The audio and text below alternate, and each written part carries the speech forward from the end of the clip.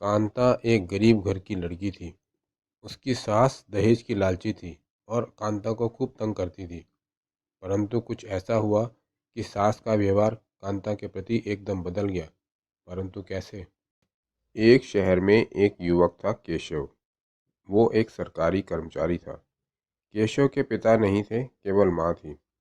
उसकी माँ एक धन की लालची औरत थी। केशव देखने में सुंदर था और उसकी सरकारी नौकरी थी, इसलिए उसके लिए विवाह के कई रिश्ते आ रहे थे। केशव की माँ को दहेज का लालच था।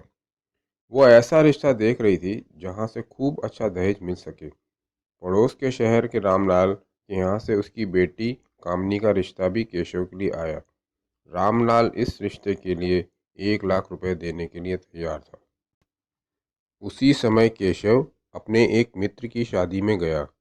वहाँ उसे एक लड़की जिसका नाम कांता था दिखी। कांता वहाँ शादी के कामों को बहुत अच्छी तरह से पूरा कर रही थी।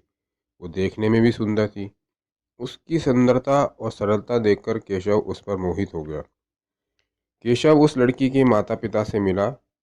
उसने उनसे कहा कि उसकी सरकारी नौकरी है और वो कांता को बहुत सुखी रखेगा। केशव ने कांता से भी बात की। उसने कांता से कहा, मैं तुमसे शादी करना चाहता हूँ। मेरी माँ को दहेज का बहुत लालच है, परंतु मुझे दहेज में कुछ नहीं चाहिए। हाँ, एक और बात, मेरे ऐसे शादी करने से मेरी माँ बहुत नाराज़ होगी। परंतु कोई बात नहीं, कुछ दिन वो नाराज़ रहेगी, उसके बाद वो ठीक हो जाएगी और मैं तो हमेशा तुम्हारे साथ हूँ ही। कांता ने सिर झुकाकर सकुचाते हुए अपनी स्वीकृति दे दी। केशव ने वहीं कांता से विवाह कर लिया और कांता के साथ अपने घर आया। केशव ने द्वार पर आकर माँ को आवाज़ दी। माँ ने द्वार खोला। द्वार पर केशव और कांता को खड़ा देखकर वो अचंभे से उन्हें देखती रह गई। तभी केशव ने कहा, माँ, ये तुम्हारी बहू है। केशव और कांता दोनों सोच रहे थे कि माँ अब बहुत नाराज़ होगी। कांता मनी मन बहुत डर रही थी, परंतु माँ बोली, बहू, अपना दायां पैर आगे बढ़ाकर घर में प्रवेश करो।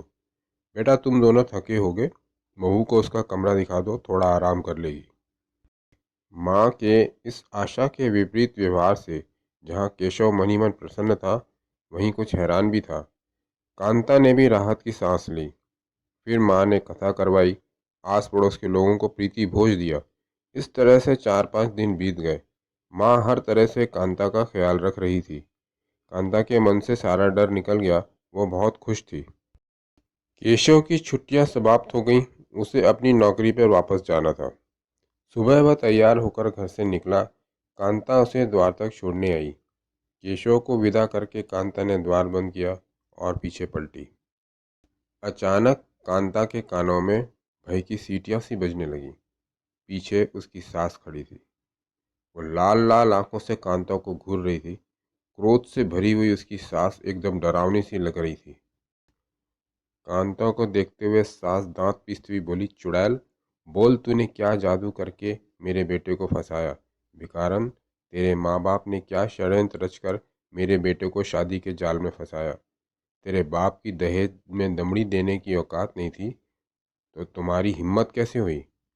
मेरे सरकारी नौकरी करने वाले लड़के के लिए एक से एक बढ़कर रिश्ते आ रहे थे। पड़ोस के गांव के रामलाल तो 1 लाख तक देने को तैयार थे।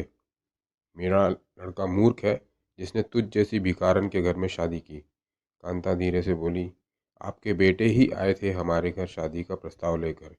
मेरे पिताजी ने तो कहा ही था, हमारी दहेज देने की हैसियत नहीं है।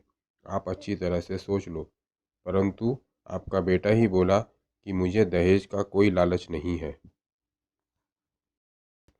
सास कांता की बात सुनकर एकदम तमतमा गई। क्रोध से कर्कश आवाज में बोली, चुप कर चुड़ैल, मुझसे जबान लड़ाती है।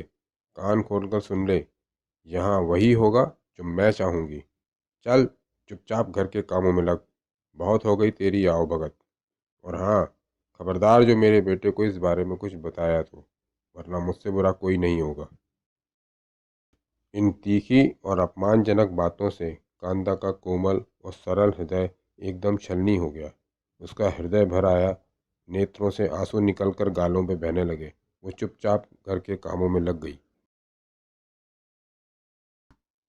शाम को केशव घर लौटा। सास बोली, आ गया बेटा, जा हाथ मुंह धो ले। एकदम मीठे स्वर में कांता से बोली, बेटी केशव को कुछ नाश्ता दे दे और साथ में कुछ खा पी ले। तू भी थक गई होगी, तुझे भी भूख लगी होगी।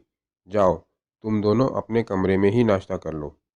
केशव माँ की बात सुनकर प्रसन्न हो गया। वो बोला, कांता, मैं माँ को गलत समझ बैठा था।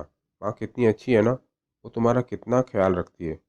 कांता चुप रह गई। वो समझ गई अगर उसने केशव को कुछ बताया तो उसे कांता की बात पर विश्वास नहीं होगा, उल्टा वो उसे ही गलत समझ लेगा। अब यह प्रतिदिन का क्रम हो गया। केशव के जाने के बाद सास कांता को खूब तंग करती, उसके साथ अभद्र व्यवहार करती, परंतु केशव के सामने एकदम मीठी हो जाती। कांता एकदम दुखी रहने लगी, परंतु केशव को वो कुछ बता भी नहीं पा रही थी। एक दिन केशव को अपनी नौकरी के काम से शहर के बाहर जाना पड़ा। उसी दिन कांता की तबीयत खराब हुई, उसे बुखार आ गया। परंतु उसकी सास इसकी परवाह न करते हुए बोली, मैं एक रिश्तेदारी में जा रही हूँ, कल वापस आऊँगी। मेरे आने से पहले खाना तैयार हो जाना चाहिए। सास कांता को बुखार में पड़ा छोड़कर चल दी। कांता ने भीतर से दरवाज़ा बंद कर लिया और बिस्तर पर पड़ गई। कांता की सास अपनी रिश्तेदारी में पहुंची। वहां और भी रिश्तेदार आए हुए थे। वहीं केशव की माँ को एक युवती दिखाई दी। वो गहनों से लदी हुई थी। उस युवती को देखने से ही पता चल रहा था कि वो किसी धन संपन्न परिवार से है। युवती शादीशुदा थी। पूछने पर पता चला कि वो रामलाल की बेटी कामनी है, जिसकी शादी अभी कुछ महीने पहले ही हुई है और उसकी ससुराल इसी शहर में है। कांता गहनों से लदी हुई कामनी को देखकर सोचने लगी, अगर ये मेरे घर की बहू बनकर आती तो कितना दहेज मिलता, सारा घर भर जाता। वो मन ही मन अपनी गरीब बहू को कोसने लगी। कामनी ने सारे रिश्तेदारों को अपने यहाँ खाने पर आमंत्रित किया। सब लोग कामनी के यहाँ पहुँचे। उनमें कांता की सास भी थी। जब सब रिश्तेदार आपस में बात करने में व्यस्त थे, तब कांता की सास उठकर कामनी का घर देखने की नीयत से घूमने लगी। घूमते घूमते वो एक कोने में बने कमरे तक पहुंची। तभी वहां किसी औरत के कराहने की आवाज़ सुनाई दी। कांता की सास उस कमरे में पहुंची तो देखा पलंग पर मैले कुचैले बिस्तर पर एक औरत लेटी हुई है। कांता ने उसे छुआ तो पता चला उस औरत को तेज बुखार है। कांता की सास ने उससे पूछा, आप कौन हैं? उस औरत ने जो बताया उसे सुनकर कांता की सास हैरान रह गई। वो औरत कामनी की सास थी। उस औरत ने भी दहेज के लालच में अपने बेटे की शादी रामलाल की लड़की कामिनी से की थी। कामनी को अपने पिता के पैसे का बहुत घमंड था। उसने कुछ ही समय में अपनी ससुराल में सब कुछ अपने हिसाब से चलाना शुरू कर दिया। सास की तो वो एक नहीं सुनती थी। कुछ समय में ही उसने अपनी सास की दुर्दशा कर उसे एक कोने में पटक दिया। उस औरत का बेटा भी कुछ बोल नहीं पाता था। कामिनी इतना दहेज लाई थी कि वो वैसे ही उससे दबा रहता था। यह सब सुनकर और कामिनी का असली रूप देखकर कांता की सास की आंखें खुल गई। उसे कांता के प्रति अपने खराब व्यवहार पर पश्चाताप होने लगा। वह तुरंत अपने घर चल दी। घर पहुंचकर वो कांता को वैद्य के पास ले गई और उसका उचित इलाज कराया। अब कांता की सास पूरी तरह से बदल चुकी थी।